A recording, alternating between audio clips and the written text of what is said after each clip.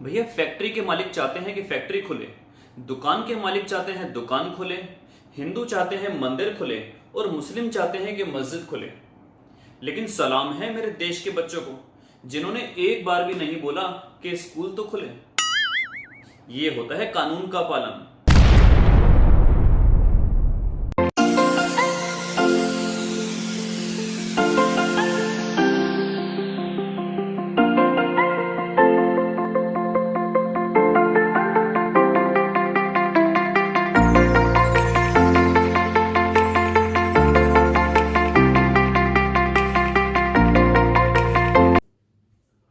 Good morning India. कैसे हो बच्चों? Welcome back to your beautiful से channel with your handsome teacher जिसका नाम है फिजिक्स बाय राहुल बंसल। बच्चों आज हम करने वाले हैं अपने चैप्टर का दी एंड। तो चलिए करते हैं टाइम वेस्ट ना करते हुए आज का टॉपिक स्टार्ट, जो है नन्ना सा मुन्ना सा चुन्ना सा बड़ा छोटा सा टॉपिक। आधा टॉपिक आपको मैंने लास्ट क्लास में पढ़ा दिया था। टॉपिक था एडिशन और सब्ट्रैक्शन का। बच्चों आज मैं लेके आया हूं टॉपिक मल्टीप्लीकेशन का, डिवीजन का, और एक आपको मैंने बताया था पावर वाला। तो चलिए फटाफट करते हैं स्टार्ट। पहले है आपके पास टॉपिक, आपका मेन टॉपिक जो है वो है combination of errors. Combination of errors, combination of errors. इस कॉम्बिनेशन ऑफ एरर्स के अंदर बच्चों आपको मैंने बताया था एडिशन और सब्ट्रैक्शन। आज हम लेके आए हैं मल्टीप्लीकेशन और डिवीजन। तो बीच में मैं खींच देता हूं एक लाइन और यहां पर लिख देता हूं मैं मल्टीप्लीकेशन, और इधर आ गया बच्चों आपका डिवीजन। तो देखते हैं बच्चों है क्या बात। तो सबसे पहले ऐसे समझिए कि z जो आपके पास निकल के आएगा वो a इंटू बी से आएगा। मींस दो बच्चों को मैंने क्वांटिटी को मेजर करने के लिए बोला और उनका जो प्रोडक्ट होगा, मल्टीप्लीकेशन बोल दो या प्रोडक्ट बोल दो, उनका जो प्रोडक्ट होगा एग्जैक्टली वो होगा बच्चों आपके पास z। अब z के अंदर हो गई अगर मिस्टेक, a में अगर मिस्टेक है, b में मिस्टेक है, तो डेफिनेटली वो किस में मिस्टेक मानी जाएगी? z में। तो z आपके पास कुछ ऐसा आएगा प्लस माइनस डेल्टा z, और a हो जाएगा a plus minus delta a, और b हो जाएगा b plus minus delta b। आगे चलते हैं बच्चों, z plus minus delta z, a की मल्टीप्लाई b में करी ये बन गया ab, a की मल्टीप्लाई डेल्टा b में करी ये बन गया plus minus a delta b, इसकी मल्टीप्लाई b में करी ये बन गया प्लस माइनस का डेल्टा a इंटू b, और ये बन गया डेल्टा a डेल्टा b। बच्चों ab की वैल्यू कितनी थी आपके पास? ab की वैल्यू आपके पास थी z के बराबर, और इधर भी क्या आ रहा है आपके पास z। तो हम कह सकते हैं z plus minus delta z equals to ab की जगह लिख दिया z plus minus a delta b plus minus delta a into B. बच्चों इसको हम कर देंगे कैंसिल आउट। ये है नेग्लिजिबल। यहां पर आपको एक नया वर्ड सिखाने जा रहा हूं आज मैं, नेग्लिजिबल। नेग्लिजिबल का मतलब होता है 1,00,000 की तुलना में क्या डेसिमल 1 की कोई वैल्यू है। मैं ये तो नहीं बोलूंगा डेसिमल 1 इग्नोरेबल क्वांटिटी है, लेकिन अगर हम कंपेयर करें डेसिमल 1 को, तो वो 1,00,000 की तुलना में कोई वैल्यू नहीं रखता। जो हमारे पास a और b हैं वो कोई बड़ी क्वांटिटी होंगी। आपको 10 सेंटीमीटर की तार नापने के लिए बोली गई है, आपको 5 किलो आटा नापने के लिए बोला गया है, तोलने के लिए बोला गया, सॉरी। तो इसका मतलब क्या हुआ, आप जब 5 किलो आटा तोलोगे तो क्या उसमें 3 किलो की कमी कर दोगे?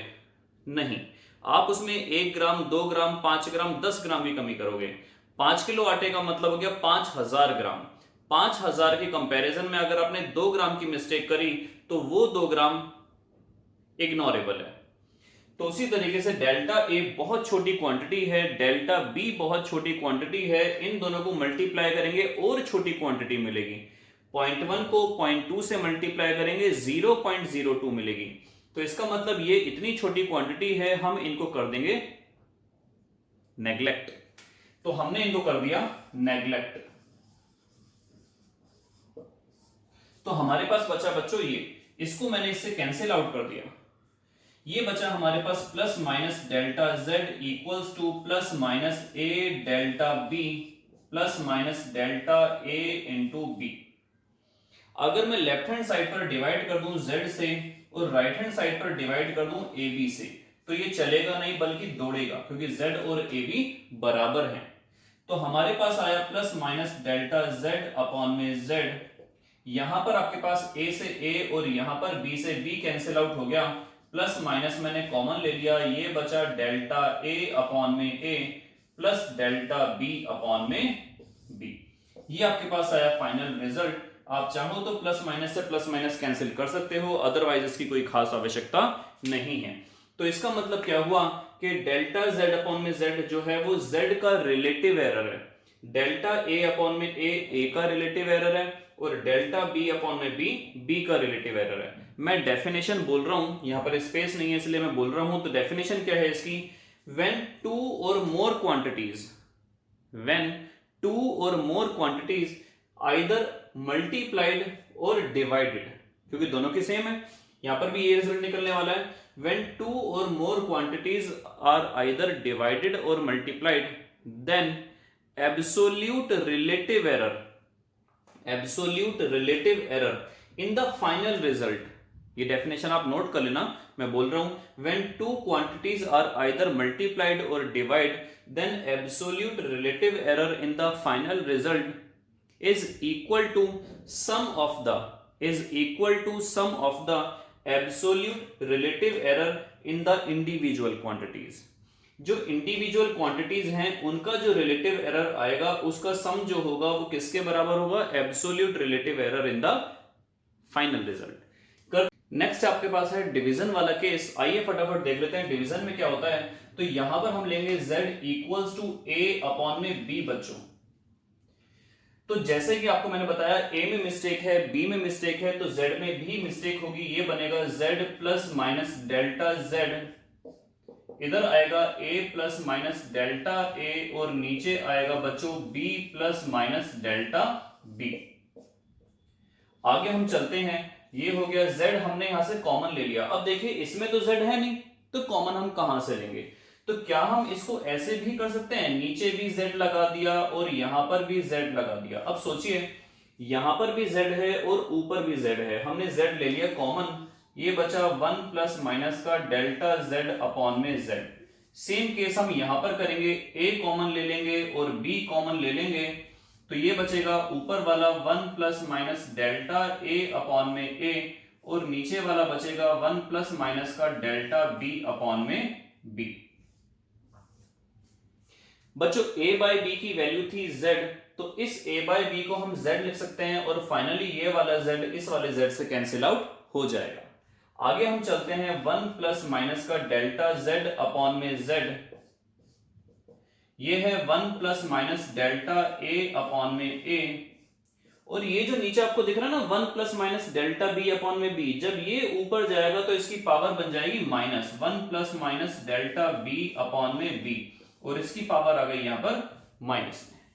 अब इसको तो आपको सॉल्व करना आता नहीं है एग्जैक्टली, इसको हम यूज करते हैं यहां पर बाइनोमियल थ्योरम। बाइनोमियल थ्योरम का मतलब क्या हुआ, इसको आगे हम सॉल्व कर सकते हैं। लेकिन सोचिए कि b एक बड़ी सी क्वांटिटी है, जैसे कि आपको मैंने अभी प्रोडक्ट के अंदर समझाया था, और डेल्टा b काफी छोटी क्वांटिटी है, तो आगे आगे डेल्टा b का स्क्वायर होगा, तो डेसिमल वाले को जब स्क्वायर करेंगे वो तो और छोटी क्वांटिटी हो जाएगी, और ये वाला बड़ा नंबर है, इसको स्क्वायर करेंगे तो बड़ा नंबर हो जाएगा। कहने का मतलब है ये जो नंबर मिलेगा आगे आगे छोटा होता चला जाएगा, और इसको हम कर देते हैं आगे जाके कंप्लीटली नेग्लेक्ट। तो किस तरीके से बाइनोमियल थ्योरम एक्सपेंड करेंगे यहां पर वो देख लीजिए।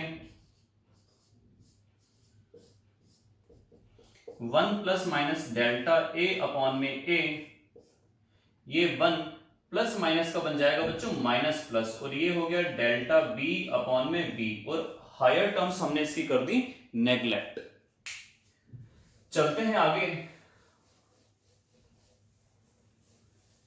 देखिए आगे हम चलते हैं तो ये क्या बनेगा 1 plus minus delta z upon में z है। अब हम करते हैं इसकी मल्टीप्लाई, तो ये बना बच्चों 1 plus minus delta a upon में a, उसके बाद आपके पास आया 1 की मल्टीप्लाई करी, 1 में इसकी करी, 1 में 1 की करेंगे वहां पर, ये बना minus plus delta b upon में b, और प्लस माइनस डेल्टा ए इंटू डेल्टा बी अपॉन में ए अपॉन में बी।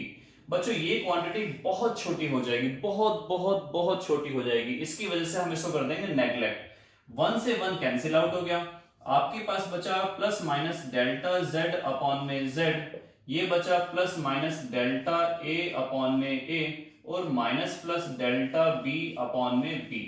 आप मेरी अगर पिछली क्लास देखेंगे तो वहां पर सब्ट्रैक्शन में भी ऐसा कुछ मिला था आपको, और आपको मैंने बताया था कि यहां पर 4 केस बनेंगे, दोनों पॉजिटिव दोनों नेगेटिव, ये पॉजिटिव ये नेगेटिव और ये नेगेटिव ये पॉजिटिव।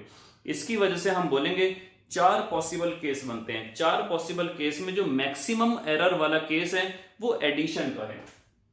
तो इसका मतलब क्या हुआ, डेल्टा जेड अपॉन में जेड बराबर आ जाएगा डेल्टा ए अपॉन में ए के और डेल्टा बी अपॉन में बी के।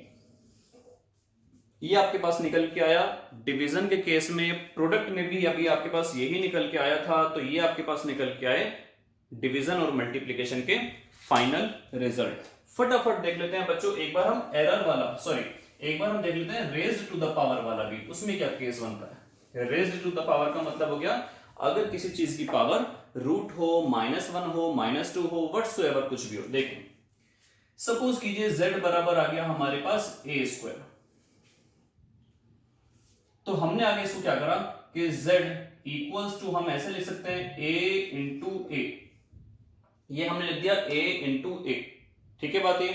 और अब याद करो जब दो चीजें प्रोडक्ट में थी तो हमारे पास डायरेक्टली इसका मैं डेरिवेशन ना समझाकर इसी तरीके से बता रहा हूं, एग्जाम में आप ऐसे कर सकते हैं, पूरे मार्क्स मिलेंगे। z अगर a स्क्वायर आया तो z आ गया a इंटू ए।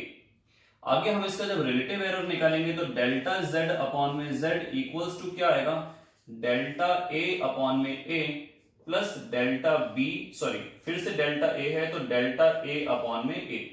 तो ये बना बच्चों डेल्टा z अपॉन में z, ये आ गया 2 बार, तो ये बन गया 2 बार डेल्टा a अपॉन में a। तो अब देखें ध्यान से, जो पावर 2 थी वो कहां पर आ गई, पावर 2 आ गया भाई। तो इस तरीके से हम अगर पावर 2 है, पावर 3 है, पावर 4 है, ये 1/2 है, अगर यहाँ पर 1/2 भी होता तो वो भी हम आगे लिख देंगे। एक बड़ा पॉपुलर क्वेश्चन है, मैं आपको समझाता हूं। z इक्वल्स टू सपोज करो है a की पावर 3, b की पावर 2, नीचे है c और d पर है रूट। आपको मैंने एक बार बोला था एक स्टेटमेंट की errors can not be subtracted, गलतियों को हम हमेशा ऐड करते हैं। तो यहां पर आपके पास वही केस बनेगा कि डेल्टा z अपॉन में z 3 आ जाएगा आगे, प्लस 2 आ जाएगा आगे, प्लस c की पावर 1 है और d की पावर है 1/2 s।